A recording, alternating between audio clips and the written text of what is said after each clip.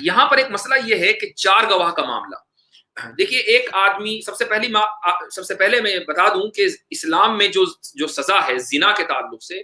وہ زنا چاہے بالرضا ہو کہ بالجبر ہو، یعنی اگر ایک مرد اور عورت نے اللیگل کانٹیکٹ کیا ایک دوسرے سے اور دونوں کے درمیان زنا ہوا، چاہے وہ رضامندی سے ہوا ہو، اس کو ویسٹرن لا کے اعتبار سے ریپ نہیں کہا جاتا، لیکن اس کو آپ انگریزی میں اگر کہنا چاہیں تو انٹرکورس ہے، اس پر کوئی سزا نہیں ہے، بلکہ ویسٹرن کلچر کے اندر یہ بہت نارمل چیز ہے، بلکہ بہت سی معاملات بہت سی مرتبہ تو یہ والدین انکریج کرتے ہیں. یعنی آپ اگر گوروں کے یہاں جائیں تو ان کے یہاں تو یہ انکریج کیا جاتا ہے کہ ایسا ابھی تک کیوں نہیں ہوا، کیا مسئلہ ہے. تو لیکن اگر ایسا ہو کہ ایک شادی شدہ مرد یا شادی شدہ عورت کسی دوسرے کے ساتھ انوالوڈ ہو تو سزا تو ابھی بھی نہیں ہے. ہاں معاشرے میں اس کو برا سمجھا جاتا ہے، برا اس لیے سمجھا جاتا ہے کہ وہ مرد اپنی بیوی کو یا وہ بیوی اپنے مرد کو دھوکہ دے رہے ہیں، بس دھوکے کا ایک اس کے اوپر ٹھپا لگ جاتا ہے، اس کے علاوہ کوئی سزا نہیں ملتی ہے. اسلام میں جو تصور ہے وہ یہ کہ زنا ہوگا تو سزا ہوگی، اور اس کا جو کرائیٹیریا ہے وہ یہ ہے کہ چار گواہ ہوں گے تو زنا ثابت ہوگا، یا یہ کہ آدمی خود آ کے اقرار کر دے کہ ہاں جی میں نے یہ کام کیا ہے، اور چار مرتبہ اقرار کرے تو پھر اس کے اوپر سزا جاری ہوگی. اور یہ دیکھا جائے گا کہ اس کا اسٹیٹس کیا ہے کہ وہ شادی شدہ ہے یا شادی شدہ نہیں ہے. اگر شادی شدہ نہیں ہے تو اس کو کوڑے لگیں گے، اور شادی شدہ ہے تو اس کو پھر رجم کیا جائے گا. یہ پورا سزا کا جو ہے وہ پروسیس ہے. اب رجم کیوں کیا جاتا ہے، کیا وہ ایک الگ مسئلہ ہے، میری اس کے اوپر ایک ویڈیو ہے، جن کو تفصیل میں جانا ہے وہ دیکھ سکتے ہیں. میں ایک دوسرے مسئلے کے اوپر یہاں آپ کی توجہ مبذول کرانا چاہتا ہوں، وہ یہ کہ ایک آدمی ایک عورت کا ریپ ہوا ہے، یعنی زنا بالجبر اس کے ساتھ ہوا، بالرضا نہیں ہوا، اس نے ریزسٹ کیا اور اس کے باوجود کچھ لوگوں نے اس کا ریپ کر دیا. تو اب سوال یہ ہے کہ چار گواہ وہ کہاں سے لائے؟ ایسا تو ہے نہیں کہ جب اس کا ریپ ہو رہا تھا تو وہ پبلک میں ہو رہا تھا اور بالکل سڑک پہ ہو رہا تھا، وہاں سارے لوگ دیکھ رہے تھے. ظاہر ہے کہ وہ ایسی جگہ نہیں ہوگا بلکہ کہیں کونے کنارے پر ہوگا. تو وہاں سے وہ چار گواہ کہاں سے لائے؟ ایک آدھ کوئی گواہ مل بھی گیا اور اس نے جا کر اگر حکومت میں، اگر اسلامی حکومت ہے تو عدالت کے سامنے اگر اس ایک گواہ کو پیش بھی کر دیا تو اس ایک گواہ کی مصیبت آ جائے گی، اس گواہ کے اوپر سزائے حد قذف، یہ جو سزا ہے یہ جاری ہوگی. تو اس طرح تو اس وکٹم کا، جو ریپ وکٹم ہے وہ لڑکی یا وہ عورت،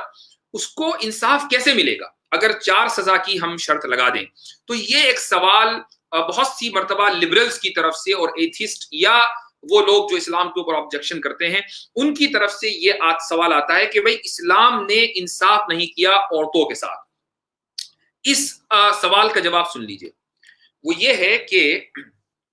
سزا دو طرح کی ہوتی ہیں. ایک تو وہ سزا ہے کہ جن کو قرآن نے بیان کر دیا، ان کو ہم کہتے ہیں حدود، ان کی یہ جمع ہے حد کی. یہ جو زنا کی جو سزا ہے قرآن میں جو ذکر ہے یہ ہے حد. اب چاہے وہ کوڑے لگانے والی ہو یا رجم یعنی پتھر سنسار کرنے والی، یہ دونوں حدود ہیں. بہت سی سزائیں اسلامی حکومت میں وہ ہوتی ہیں جو بادشاہ کی یا حاکم کی یا خلیفہ کی ثوابدید کے اوپر ہوتی ہیں، اسی کو تعزیر کہا جاتا ہے. اس دور میں بہت کم ممالک ایسے ہیں کہ جہاں پر تعزیر کا نظام نافذ ہے، یعنی مسلم ممالک. ان میں ایک ملک پاکستان بھی ہے. پاکستان میں باقاعدہ پورا حدود آرڈیننس ہے، اور اس کو ڈرافٹ کرنے والی کوئی اور شخصیت نہیں بلکہ شیخ الاسلام مفتی تقی عثمانی مدظ اللہ العالی ہیں. میں نے پاکستان کے حدود آرڈیننس کا حوالہ اس لیے دیا کہ اس کو ان علماء نے ڈرافٹ کیا ہے کہ جن علماء کے علم کے اوپر پوری دنیا اعتماد کرتی ہے، اس لیے میں نے اس کا حوالہ دیا. اس حدود آرڈیننس کے اندر جو دفعہ 25 ہے اس میں یہ بات لکھی ہوئی ہے کہ اگر کوئی عورت، اور یہ ابن عبد البر المالکی ایک بہت مشہور فقیہ ہیں، ان کے حوالے سے ان کا حوالہ بھی موجود ہے، تو اس میں یہ بات لکھی ہوئی ہے کہ اگر کوئی عورت مثلا ریپ وکٹم ہے اور یہ ثابت ہو جائے کہ وہ ریپ وکٹم ہے کسی بھی طریقے سے، مثلا ڈی این اے ٹیسٹ ہے یا اسی طریقے سے یہ ثابت ہو جائے کہ وہ ریزسٹ کر رہی تھی، اس کی چیخ کی آواز کسی نے سنی، مطلب سیکنڈری ایویڈنسز اور جو ثبوت ہیں وہ بہت سارے ہو سکتے ہیں، ثابت ہو جائے تو اس پر جو زنا کی قرآنی حد ہے وہ تو جاری نہیں ہوگی، لیکن تعزیراً سزا اس پر جاری ہوگی، اس شخص کے اوپر، ریپ کرنے والے پر. اور اس سزا کی زیادہ سے زیادہ مقدار 25 سال سزائے قید بامشقت ہو سکتی ہے. 25 سال تو کوئی یہ معمولی مدت نہیں ہے. اور اس کے بعد آگے پھر لکھا ہے کہ اگر ریپ کرنے والے نے ریپ کرنے والے نے کسی ہتھیار کا بھی استعمال کیا ہے،